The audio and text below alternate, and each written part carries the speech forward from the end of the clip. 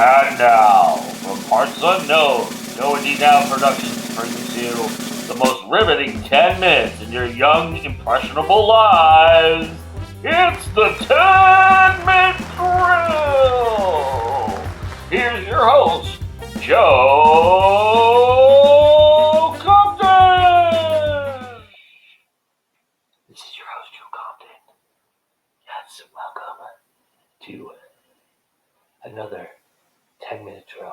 I have to be very, very quiet though, because this week we welcome in the Librarians to play our game. 4 awesome women took on the challenge of 10 minutes or 15 questions. How did they do? Did they top our leaders? It's going to be very, very tough to beat that score from last episode. But the Librarians, I think, are up for the challenge. Well, let's find out right now. Here are the rules, and then let's meet the players. Real quickly, here are the rules and the scoring of the 10-minute drill. 10-minute drill is 15 questions or 10 minutes, whichever comes first. Players will take alternate turns answering one question, and then the next question comes only after everybody has answered. A player can pass, but they can only pass once within the game, so they have to use it wisely. If they use the pass but cannot come up with an answer, the clocks keep on running until they answer. The tiebreaker for the scoring goes like this. It is the fastest finish time versus the most questions answered versus the least amount of passes.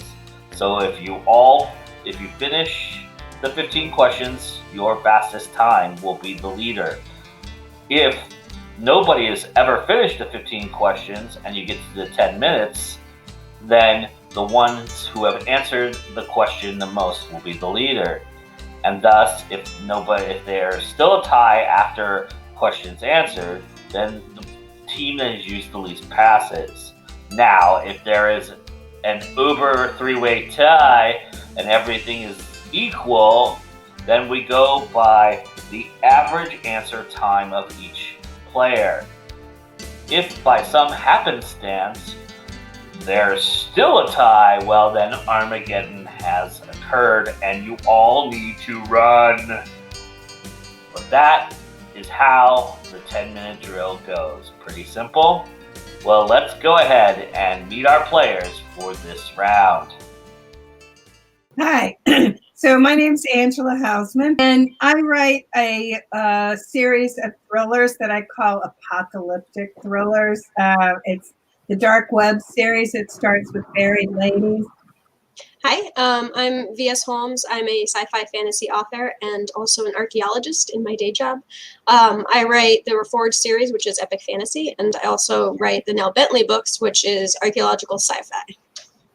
Hey, I am KATHRIN HUTSON. I write dark fantasy, grimdark fantasy, and dystopian sci-fi. So far right now, I've got the Ginona's Children duology out, which is just about ready to celebrate 4 years after first releasing it. Yay! And the Unclaimed trilogy, which is also dark fantasy. And my dystopian sci-fi series, the Blue Helix series, those are my things. Hi, I am Megan Morgan. I am the author of the sci-fi fantasy novel, The Altered Wake, which is the first in a series of 4. And I am proud to say that I just had an essay published, or a short story published in the blink of an eye, which is an anthology about Blinkman, who is the main sort of like bad entity in the horror film Butterfly Kisses by Eric Christopher Myers. So I'm very excited. This just came out like last Friday. So is everybody ready? I'm ready. Yes. All right. So we're going to start the 10-minute drill right now. And with the first question, Angie, name what's one common theme you always have in all of your writing? In my writing, the common theme is greed. probably. Nice. V? Heroes that fail at being heroes. Yeah. Megan? I think that I'm always talking about monsters and sort of like how people usually are the worst monsters. Nice. Cat?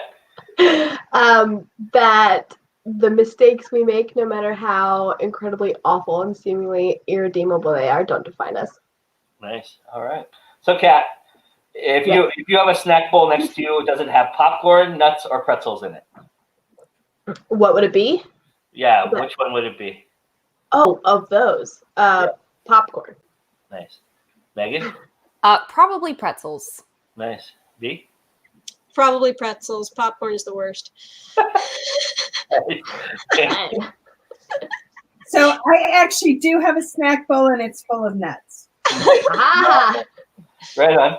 All right, Angie, what's one thing from your youth that you think kids would have a hard time believing exists now? That existed back then that doesn't exist now. One of the things that I talk about in my classes all the time is back when I was in college, we used key punch machines. Yeah. Nice. V? From my childhood, one of those like giant car phone things that you had to like put on the ceiling of your car and hope you didn't forget it there, like my dad did. That's awesome. Megan? VHS tapes. Yeah. Pretty scary how that's so true. Yeah. Kat? Vacuums with the bags that you had to take out and throw away. I still have one of those. Well, you're not a kid though, are you? No. Yeah, that's. I'm glad none of you dated yourself, so you're all good there. All right, this Kat, the longest time you've kept something you checked out from the library beyond its due date. I had this question last time, and it's still the same. Like, Is it the same? but I still have that book, so I think it's probably been like 8 months, and I have since paid for it. Nice, Megan. I think it was probably about 4 months, which was too long. You guys are so law-abiding. V? I'm not. I still have the entire collection of Little House on the Prairie that I borrowed indefinitely from my 3rd grade classroom library. Well done. Yeah. It was a shitty school. Crappy school. Angie? And I've got you all beat because I still have books that I borrowed from my college library, and I graduated from college in 78. Wow. You Well win. done, you. Yeah. All right, Angie, if you could have anyone, dead or alive, narrate your audiobook, who would that be? Oh, James Earl Jones. Nice. Mm. V? Gillian Anderson. Wow, nice. That's a good choice. She's my I don't know what Jane Austen sounds like, but if she could narrate my audiobooks, I would be totally fine with that. Would you Very be nice. disappointed if she was a man? That's fine. Kat? Morgan Freeman. Nice. All right. I knew that was going to come up here, so nice. Good job. All right, Kat, your favorite name that you've given a character you've created. Favorite name? I can only cat probably Relish. The last. All right, Megan. Yeah. I still love my main character, Cameron Cardell's name. Nice. Jenny Constable. Nice. Angie? You know, for me, it's hard to separate the name from the character because I have the character first and then I find the name.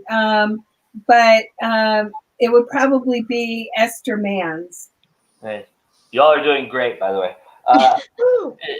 Angie, the movie you never knew was a book first until after watching the movie.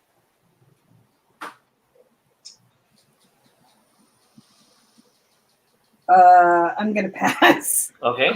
V? I Am Legend. Book was so much better. Wow. Nice. Like Megan? one of the only times I say that. I Am Legend, and then I, Robot. That was Oh yeah. Yeah, nice. Kat? Was it? Is it the zombie movie World War Z? Was that? Okay, Yes. yeah, nice. That's a good one. All right. So, Kat, if you could be any other form of artist that you have no talent in being, what would you choose to be? So I have to pick one that I have no talent in? Yes. Okay. Because you have so much talent. Just a second. You know what? It's just coming off me in waves. I'd go with sculptor. Nice. Megan? I've always wished I could like really properly paint. I feel like if I could paint, I wouldn't need to be a writer. But I can't paint, so I am. Well, that's good for us then. Yeah. Probably music. Like I do it, but I'm not good. All right. Angie? Dance. I'm sorry. Say that again. Dance. Oh, Yeah. nice. I love dance. I can't do it. All right, Angie. The best superpower ever.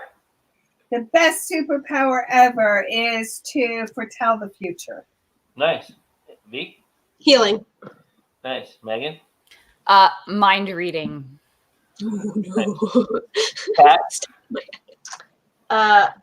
Time travel with the ability to actually change things. Nice.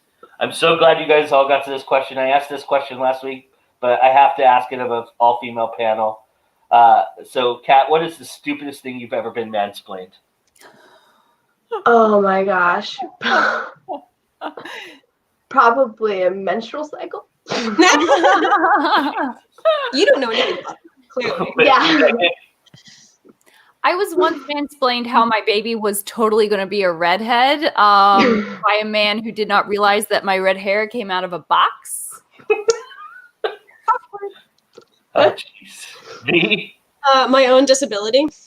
Wow. Nice. And he works as a doctor. Angie?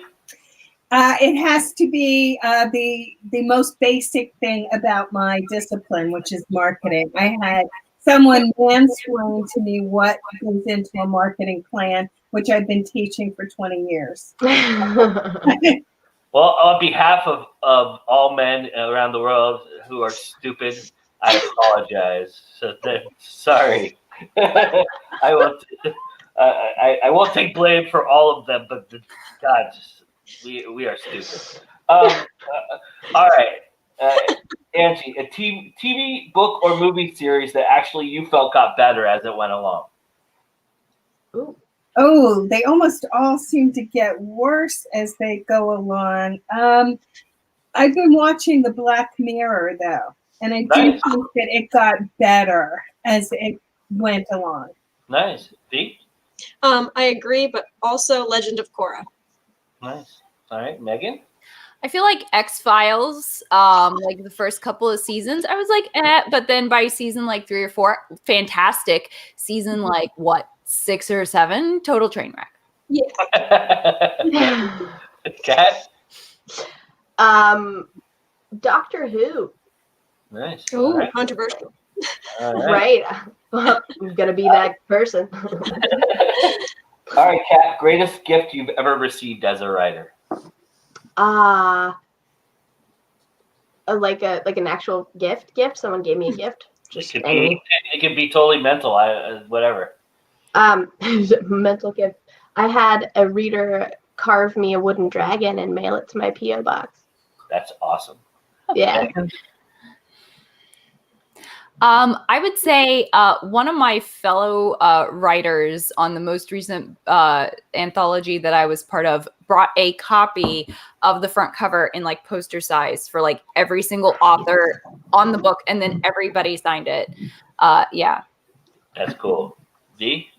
Probably a mug with the like my logo and stuff on it. That was sweet. Nice. Andy? So I have a group of authors that I do. We do a lot of helping each other out, and one of the authors bought 10 copies of my book to take them to an event to promote my books.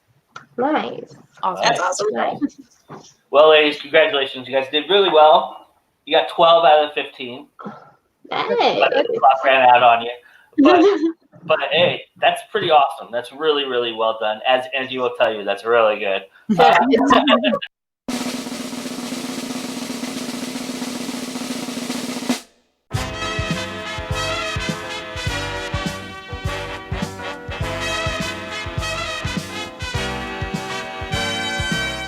So, hey, look, that's how it goes. But hey, you never know. We might all get together again, and you guys have the rhythm down. So come on back and do it again. This is Angie's second time. You're all welcome. Always, all of you are always welcome here. It's no secret there. So come on back and try it again, and I'd love to have y'all. Well, not every week will we see a new leader. It just doesn't happen that way. That score that was put up by the Valkyries is going to be a very, very tough score to beat. It may stay for the remainder of the season. Who knows? It's a real tough one. But I tell you what, the Librarians were game.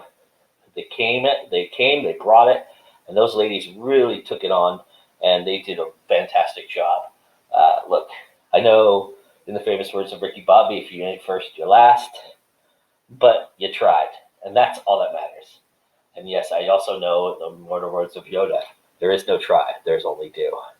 Well, maybe the Librarians will be back to do and take first place the next time they join us. Season's young, could always welcome them back, who knows. But all I do know is for now, the Valkyries remain on top, and we'll have another team to join us next episode to challenge them. So come on back and check that out and see if the leaders can be caught. The gift one was hard.